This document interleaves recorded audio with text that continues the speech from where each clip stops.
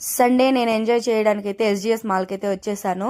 ఈ మధ్య మోమో మీ అయితే బాగా ట్రెండ్ అవుతుంది కదా, నేను టేస్ట్ చేద్దామని పిజ్జా హట్కి అయితే వచ్చేసాను.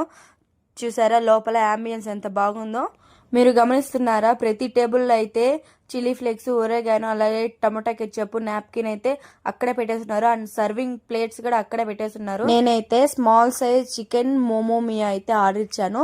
ఆర్డర్ కూడా వచ్చేసింది. అందులో మోమోస్ అయితే చాలా చిన్న సైజ్ ఉంది, తక్కువ క్వాంటిటీ అయితే చికెన్ పెట్టారు. మేము స్మాల్ సైజు చికెన్ పిజ్జాని అయితే ఆర్డర్ ఇచ్చాము. అదే పెద్దదైతే 6 మోమోస్ ఉండేది వస్తుంది. మేము స్మాల్ సైజ్ చెప్పాము కాబట్టి 4 మోమోస్ ఉండేది అయితే వచ్చింది. ఇప్పుడైతే టేస్ట్ చేసి అయితే ఎలా ఉందనేసి అయితే చెప్పేస్తాను. చూసారా తింటూ ఉంటే చీజ్ ఎలా బయటకు వస్తుందో, కానీ చూడ్డానికి ఒకలాగా, తిన్న తర్వాత ఒకలాగుంది. యావరేజ్ టేస్ట్ అనిపించింది. దీనికంటే ఇంట్లో నేను బ్రెడ్ పిజ్జాని అయితే చేస్తాను, అదే ఇంకా చాలా బాగుంటుంది.